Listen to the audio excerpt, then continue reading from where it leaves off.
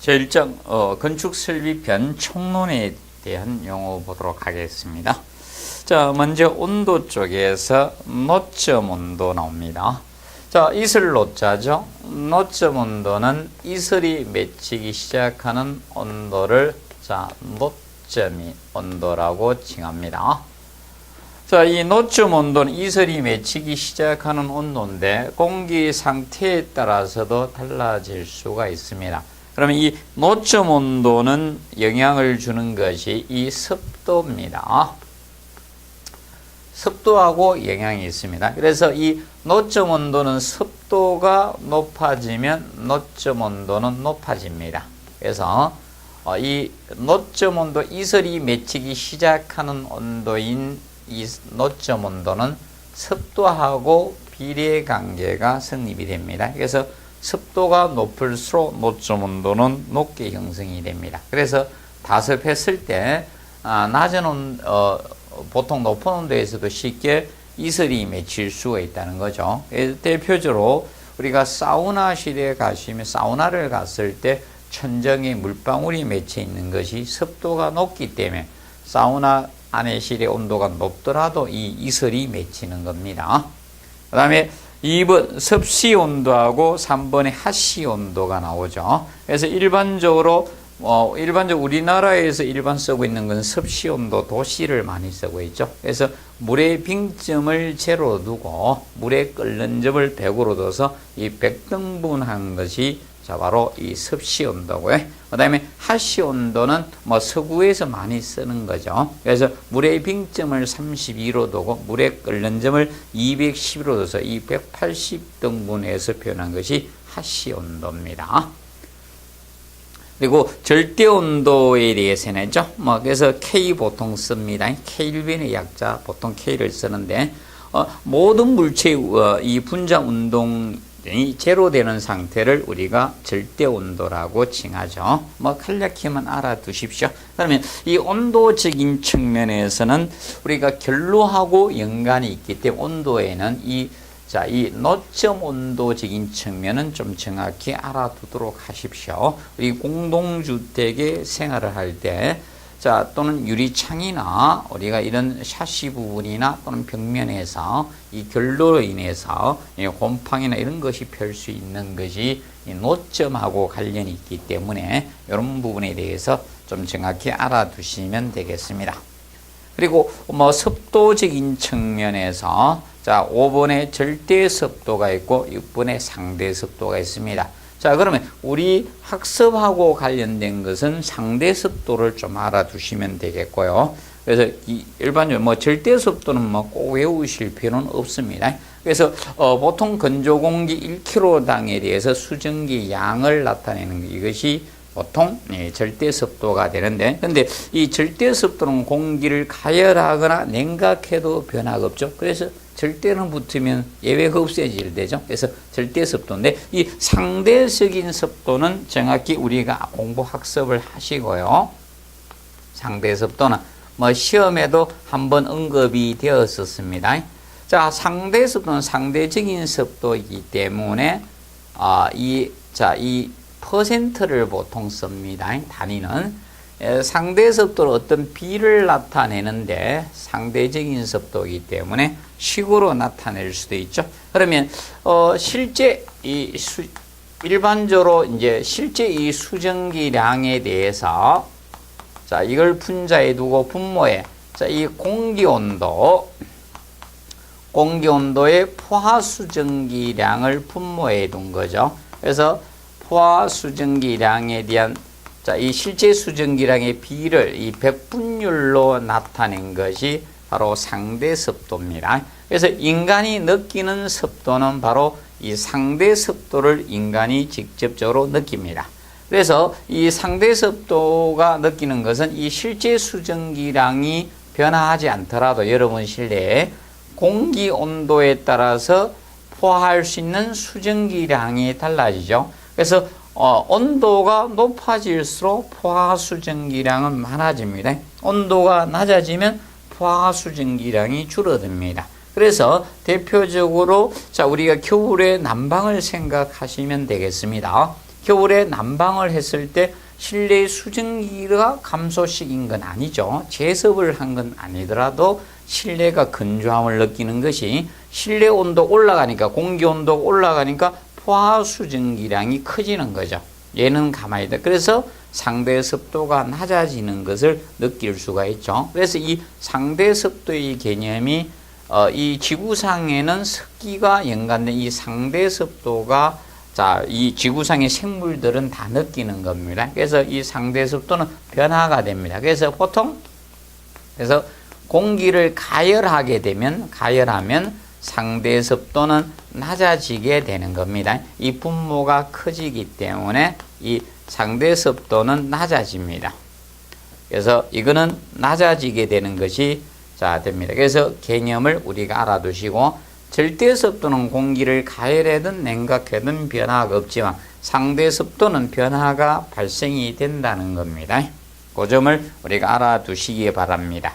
그리고 7번 엔탈피는 별도로 하실 필요는 없겠고요. 그 다음에 습공기 선도의 개념 정도만 좀 정리하십시다.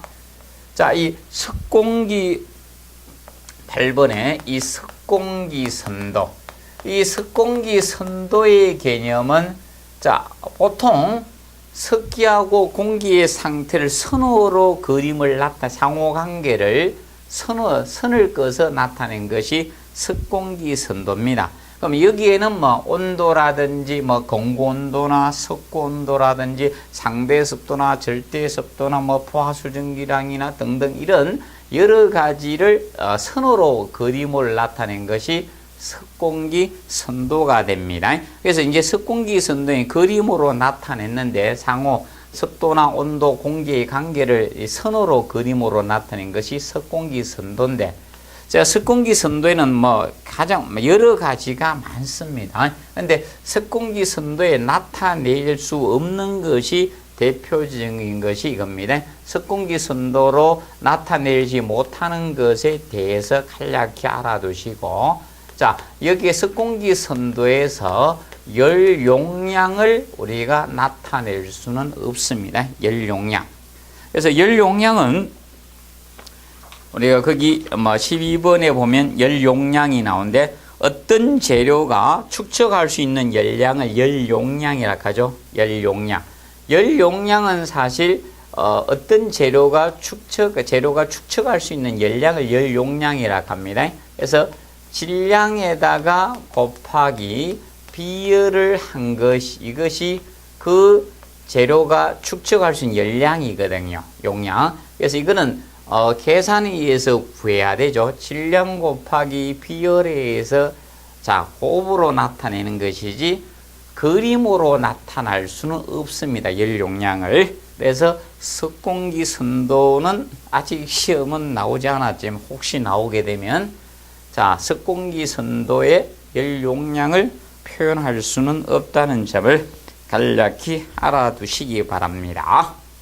그리고 9번에 보시면 건고온도가 나옵니다. 건고온도. 자, 건고온도는 일반적인 온도계로 측정한 것이 건고온도입니다. 그러면 여러분들이 그 10번이 이제 석고온도, 10번의 이 석고온도하고의 차이점은 이거죠. 석고온도는 습도의 영향을 고려해 준 거죠. 온도의 감온부 부분에 온도계가 이렇게 했을 때 여기에다가 자, 보통 솜이나 천 같은 거에서 물을 뭉쳐두죠. 물을 뭉쳐두게 되면 자, 대기가 건조하게 되면 이 물이 증발되면서 온도가 떨어지겠죠. 그걸 고려한 온도가 습고온도죠. 습고온도. 그러면 보통 일반 건고온도하고 습고온도의 관계에서는 보통 건고온도가 거의 높습니다. 습고온도가 낮게 나타내는 것이 기본입니다. 그런데 건고온도하고 습고온도가 동일할 때가 어느 때가 되는가 하면 포화 상태일 때 동일해집니다. 그럼 습기가 100%가 되면 증발될 수증기가 없죠. 그랬을 때 건고온도하고 습고온도는 동일하게 나타나게 됩니다. 그래서 간략히 관계를 조금 알아두시고요. 보통은 건고온도가 높게 나타나는 게 기본입니다. 같을 때는 포화 상태일 때만 공고온도하고 석고온도가 동일하게 나타납니다. 그리고 자 11번에 자 비열의 개념. 비열. 자 비열이란 것은 어떤 물질의 온도를 보통 1도 또는 뭐 1K 1도씩 근데 지금은 켈빈 온도 K를 많이 써요. 1K 에도 관계없습니다. 1도 1K를 올리는데 필요한 열량을 어떤 물질을 자 1도씩 올리는데 필요한 열량을 비열이라고 칭합니다. 비열. 그래서 이 비열의 단위가 어떻게 표현할 수 있는가 하면 비열의 단위는 어떤 물질 1kg을 1도 1K 올리는 데 필요한 열량입니다. 그래서 보통 열량의 단위를 현재 SI 단위에서는 줄 단위에 해서 킬로줄 per 킬로그램 K. 그래서 어떤 물질 1kg을 1K 1도 올릴 때 필요한 열량. 그래서 이 킬로줄은 열량의 단위죠. 열량의 우리가 단위가 되겠고요. 열량의 단위가 됩니다. 그러면 일반적으로 열량의 단위는 옛날은 자, 이 킬로칼로리를 썼죠. 킬로칼로리. 그러면 보통 1킬로칼로리가 얼마 되는가 하면 킬로줄 단위로 하면 이 정도 되면 4.1868 킬로줄 정도가 됩니다. 4.1868 킬로줄이 되면 1킬로칼로리가 이 정도 자 비율입니다. 그래서 이 열량의 단위를 갖다가 킬로줄을 최근에 쓰고 있습니다. SI 단위에서는. 그래서 간략히 정리를 해 두시면 되겠습니다.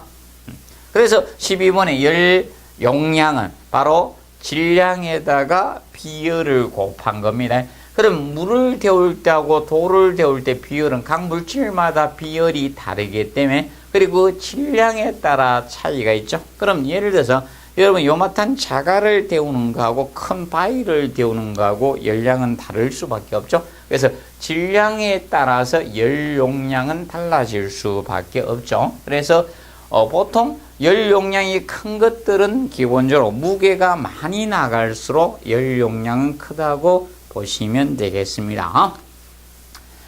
13, 14, 15와 관련해 보통 학교 다닐 때 이렇게 동그라미 해서 많이 배우셨을 겁니다. 그래서 예를 들어서 이 고체가 있었다. 그 다음에 액체, 기체 이렇게 해서 삼각형 형태를 우리가 보았었을 겁니다. 그러면 고체에서 보통 액체로 될 때 보통 우리가 이 변화 고체에서 액체 얼음이 녹아서 액체로 된다. 이걸 보통 융해라고 하죠. 융해. 그러면 이때 동반되는 열을 융해열이라고 하죠. 융해열. 융해라고 보통 칭합니다. 반대로 이렇게 되면 응고가 되겠죠. 응고 개념이 될 겁니다. 응고고. 그 다음에 액체가 기체로 될 때 액체에서 기체. 반대로 기체에서 액체가 될 수도 있겠죠. 그래서 보통 두 가지 개념이죠. 그래서 보통 기체에서 액체로 될 때 또는 액체에서 기체. 그래서 보통 이걸 보통 기하 또는 증발이라고 하겠죠. 그 다음에 기체에서 액체로 될 때 보통 액화 또는 응축이라고 칭하죠. 응축. 보통 기본은 액화. 액체에서 기체인 기하라고 칭합니다. 그러면 여기에 동반된 그러면 액체에서 기체로 갈 때는 기하열이 필요하고 기체에서 액체로 될 때는 액화열이 필요하겠죠. 액화열. 그리고 고체와 기체 간의 상호 간에 되는 것을 성하라고 하죠. 성하. 그러면 여기에 동반되는 열을 성하열이라고 칭합니다. 보통 드라이아이스가 대표적이죠. 자, 고체인 드라이아이스가 바로 액체열 변하지 않고 바로 기체로 날아가죠. 그래서 아이스박스에 들어있을을 기억하시면 되겠죠. 요 관련된 개념을 간략히 알아두시고요. 그 다음에 16번에 남방도일. 남방도일 개념, 남방도일. 원래 도일에는 두 가지 개념이 있습니다. 도일에는 남방도일하고 냉방도일 이 두 가지 개념이 있습니다.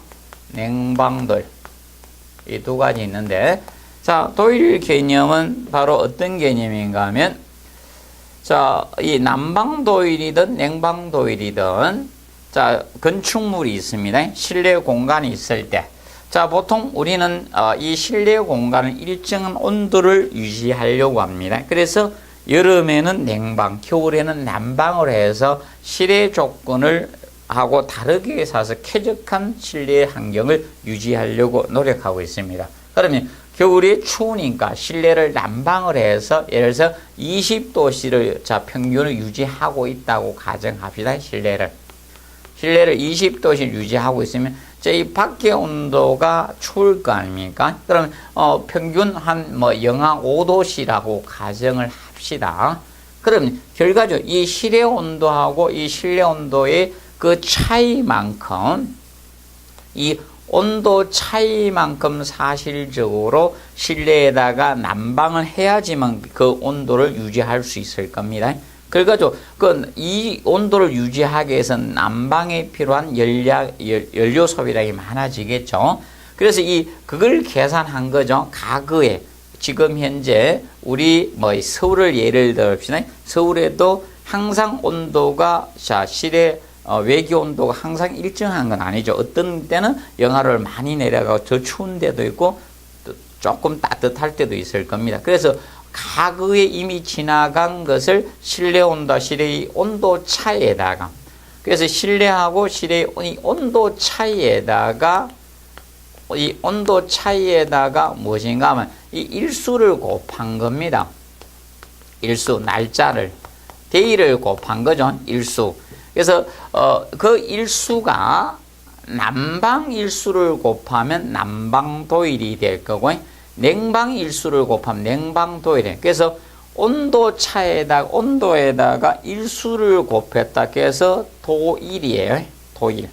그래서 도일이고 그 일수가 난방에 관한 거면 난방도일이고, 여름철에 냉방했으면 냉방도일의 개념이 되는 겁니다. 그래서 이 난방도일은 실내 평균기온하고 외기 평균기온 그 온도 차이에다가 난방일수를 곱해서 산정한 것이 바로 난방도일이에요. 난방도일 개념입니다.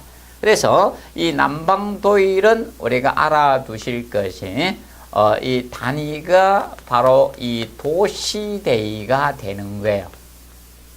도시데이가 바로 난방도일의 단위예요. 온도 차이에다 일수를 곱했기 때문에 도시데이란 단위를 쓰고 있습니다. 그래서 일반 서울하고 이 강릉, 동해안에 있는 강릉은 차이가 많죠. 그래서 강릉은 일반적으로 중부지방의 날씨를 갖는 게 아니라 저 남부지방의 날씨를 갖습니다. 그래서 일반적으로 강릉은 남부지방에 보통 속합니다. 중부지방으로 안 넣습니다. 강릉은 좀 따뜻하게 동해안은. 그래서 간략히 알아두시기 바랍니다. 그러면 이 도일값은, 그러면 이 도일값들은 어떻게 되는가 하면, 자, 실내 온도가 동일하더라도, 자, 서울이 외기 온도하고 강릉의 외기 온도, 그리고 제주도 서귀포의 외기 온도는 다를 수밖에 없죠. 그렇기 때문에 이 도일값은 달라질 수밖에 없습니다. 특히 남방도일과 냉방도일의 이 도일값을 비교하면 그 지방이 어느 정도 추운지 또는 더운지를 비교할 수 있는 지표가 될 수 있는 것이 바로 이 도일값입니다. 간략히 알아두시고, 그 다음에 17번, 18번에 보시면 이 현열과 참열 개념이 나오고 있습니다. 현열은 온도 변화에 출입하는 열을 현열이라고 칭하고 상태 변화에 출입하는 열을 잠열이라고 칭합니다. 그래서 기본적으로 자 우리가 라면을 끓여 먹기 위해서 자 물을 갖다가 끓입니다. 그러면 예를 들어서 0도씨 물이 있었습니다. 0도씨 물을 자 이 100도씨까지 100도씨 자 물까지 그러면 여기에서 자 물은 물이죠. 자 이 상태는 변하지 않았습니다. 상태 변화는 없었습니다. 상태 변화는 없는 가운데 바로 온도 변화가 발생이 됐다는 거죠. 0도씨 물에서 100도씨 물까지 이런 온도 변화가 있었습니다. 이 온도 변화에 출입한 열입니다. 온도 변화. 그래서 이 온도 변화에 출입한 열, 여기에 자, 이 출입하는 열을 우리가 현열이라고 칭하죠. 출입하는 열. 이것을 현열이라고 칭합니다. 현열이고. 그런데, 이것이 이 100도씨 물에서 자, 이 100도씨, 자, 이 전기로 수증기로 바뀝니다. 열을 더 가하게 되면, 그러면 온도는 변하지 않았죠. 온도 변화는 없었는데, 지금 현재 100도씨 온도 변화는 발생을 하지 않았습니다. 그런데 물에서 전기로 상태 변화가 생겼습니다. 수증기로. 이 상태 변화. 여기에 출입한 열이 바로 자, 이 상태 변화. 이 상태 변화에 출입한 열을 갖다가 잠열이라고 합니다. 상태 변화에 출입하는 열. 이것을 잠열 개념으로 보시면 되죠. 요 열을 잠열이라고 합니다. 그럼 이것도 잠열 개념입니다. 0도씨 물에서 0도씨 얼음으로 되는 것도 잠열 개념이겠죠. 그래서 이걸 잠열입니다. 그래서 보통 이 잠열을 이용하는 난방이 이용하는 것이 보통 전기 난방이 되는 거고요. 전기 난방이고, 그 다음에 현열을 이용하는 것이 보통 온수 난방 개념이 되는 거예요. 온수 난방이고, 그래서 개념을 간략히 알아두시면 되겠습니다. 그러면 여러분들이 뭐 스포츠를 갖다 보다가 라면 끓이 먹으려고 끓이다가 간혹 가다가 냄비를 태우는 경우 있죠. 예. 여기서 이제 계속되니까 증발돼서 날아가서 냄비가 타는 경우도 있었습니다. 그래서 이것이 현열과 잠열의 개념 간략히 알아두시고, 뭐 시험은 한번 나왔었습니다. 그리고 19번에 전열이 나오죠. 전열. 자, 열의 이동이죠. 그래서 열의 이동을 간단히 이야기하면 열의 이동이 바로 전열입니다. 그래서 열이 공간의 어떤 장소로도 다른 공간으로 옮겨가는 것이 전열인데, 그 전열 과정에서 20번에 열 간류하고 21번에 열 전도 두 가지를 다뤄놨습니다. 그러면 열 간류, 열 전도의 개념을 간략히 보시면 이 개념이 됩니다. 자, 지금 현재 콘크리트 벽이 있다고 가정을 하겠습니다. 철근 콘크리트 벽이 있을 때 여기가 실내입니다. 여기가 실내고 여기가 실외가 됩니다. 실외다. 그러면 실내는 지금 현재 자 20도씨, 실내 공기 온도가 20도씨라고 가정하겠습니다. 근데 실내가 겨울철에서 춥습니다. 여기가 마이너스 10도씨라고 가정을 하겠습니다. 실내 공기가. 그러면 자, 이 따뜻한 실내 공기에서 이 차가운 실내 공기로 열이 이 벽체를 한 통해서 흘러나가야 되겠죠. 흘러나갑니다. 이것을 열이 통과해서 흘러나가는 현상, 이 통과하는 현상, 이것을 열 간류라고 칭합니다. 열 간류, 간 통해서 흘러나갔다 흐를 유자. 그래서 열 간류 현상이라고 합니다. 열 간류 또는 열 통과라고도 하고 열 통과. 열통과라고 칭합니다. 그런데 지금 현재 요겁니다. 지금 현재 여기 온도하고 그러면 실내 요 벽 표면 온도하고 여기 온도가 차이가 있다는 거다. 이 벽은 벽이지만 지금 현재 여기 온도 개념과 여기 온도는 차이가 있다는 겁니다. 그러면 고체 내부에서의 열의 이동이죠. 물질의 이동은 없이 요 온도에서 여기가 5도씨라 가정하고요. 요 표면 온도가 마이너스 5도씨라고 가정을 합시다. 그러면 이 고체 내부에서 열의 물질의 이동 없이 열이 고온부에서 저온부로 이동해 가는 현상, 이것을 열전도라고 칭합니다. 요 과정을 열전도라고 합니다. 고체 내부에서 열의 흐름입니다. 그러면 물질이 이동하는 것은 아니라 5도씨 고체 온도에서 저온인 마이너스 5도씨 고체 내부의 열이 이동하는 현상이죠. 이것을 열전도라고 하고요. 어떤 공간에서 고체를 통과해서 뚫고 다른 공간으로 열이 이동하는 것은 열간류라고 합니다. 그러면 열간류가 많이 이루어지게 되면 사실 이게 그거겠죠.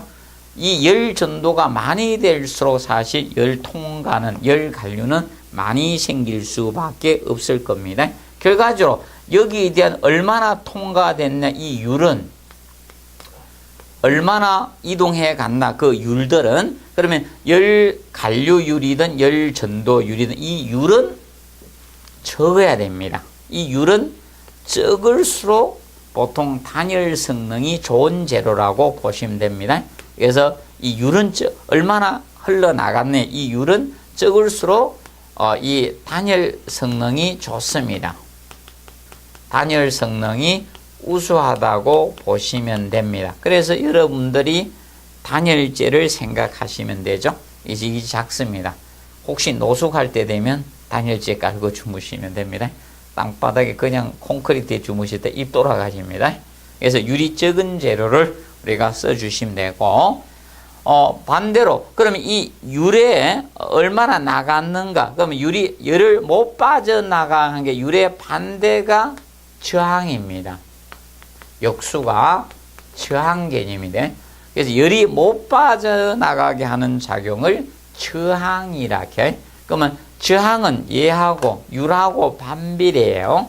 그러면 열간류 저항이나 열전도 저항. 그래서 이 저항값은 클수록 좋습니다.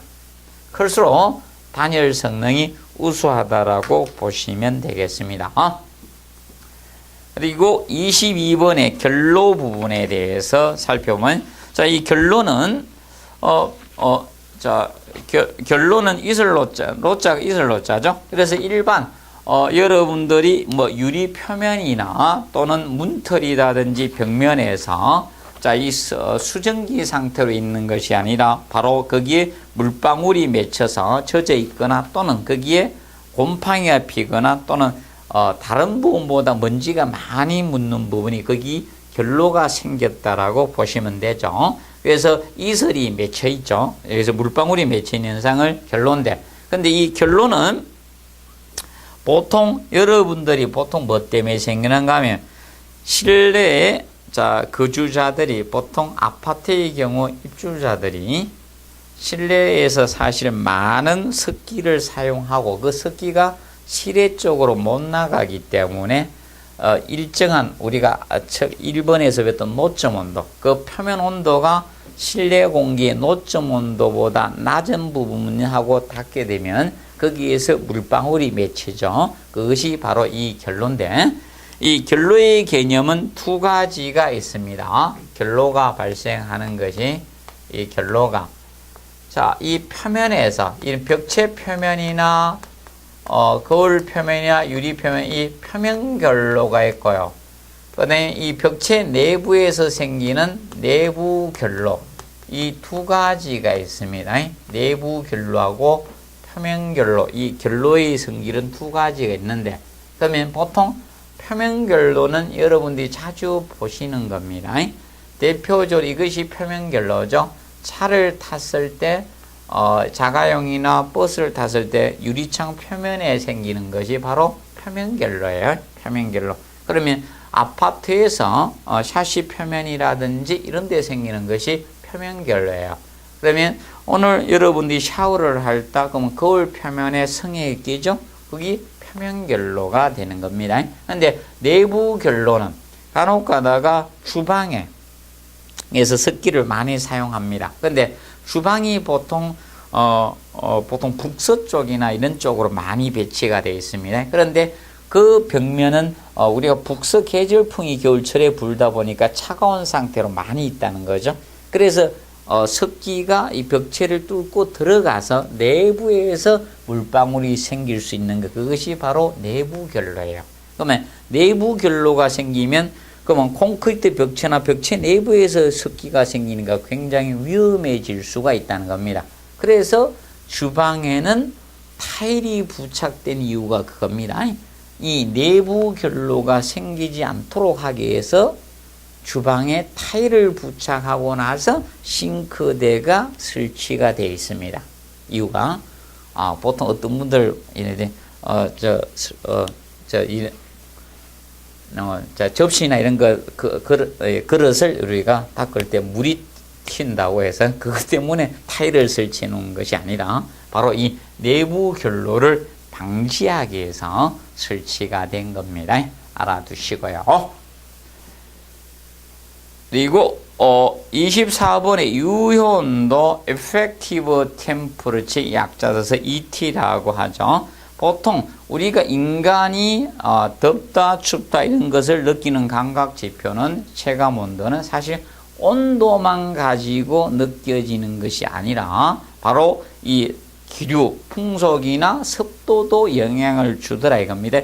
그래서 이 3요소입니다. 온도, 기류, 습도 이 3요소를 조합해서 인간의 체감 온도를 표현한 것. 이것이 유효온도 Effective Temperature라고 합니다. 그리고 열교는 일반적으로 열적 취약 부위로 열이 이동하는 현상입니다.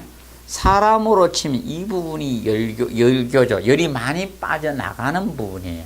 그러면 열이 많이 빠져나가면 추위를 느껴요. 그러면 겨울철에 우리가 옷을 파카를 입었을 때, 자, 여러분 이 부분에다가 다 이 옷을 입거나 또는 뭘 쓸 수는 없죠. 그래서 이 부분이 열교 부분이라고 보시면 되죠. 그래서 열적 취약부로 열이 이동하는 현상을 열교. 그래서 히트 브릿지, 브릿지가 교량이죠.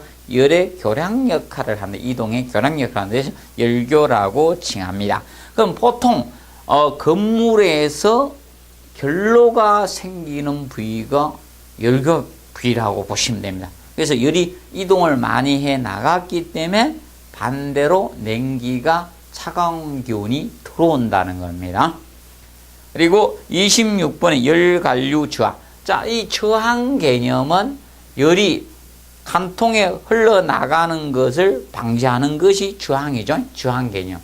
저항입니다. 저항은 열이 못 빠져나가게 하는 거예요.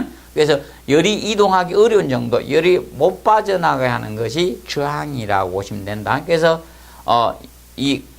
이거하고 그래서 저항하고 열하고는 반비례 관계라고 했습니다. 반비례 관계 좀 간단히 알아두시고요. 그 다음에 29번 보도록 하겠습니다. 극감풍. 이 극감풍은 극감풍 개념. 자, 극감풍. 자, 극감풍은 우리가 이 틈새 바람, 극감풍, 틈새 바람입니다. 극감풍, 틈새 바람을 잽니다. 그럼 보통 우리가 창이나 출입구를 열지 않는데 이 틈새로 바람이 들어올 수 있죠. 그것을 극감풍이라 칩니다. 틈새 바람이라고 합니다. 근데 최근에 현대식 건축물들은 샤시나 이런 것이 발달되다 보니까 극감풍이 틈새 바람이 거의 없어졌죠. 근데 옛날 한옥이나 이런 건물에는 이 극감풍이 좀 심했습니다. 그래서 뭐 우풍이 심하다 뭐 이런 말이죠. 바람이 쑥 통했습니다. 그래서 이 극감풍은 틈새 바람을 우리가 극감풍이라고 칭합니다. 간략히 알아두시고요. 그래서 이 총론 파트에서는 이걸로 마무리하고 다음 시간에 이장 급수설비 용어에 대해서 다루도록 하겠습니다. 자, 수고하셨습니다.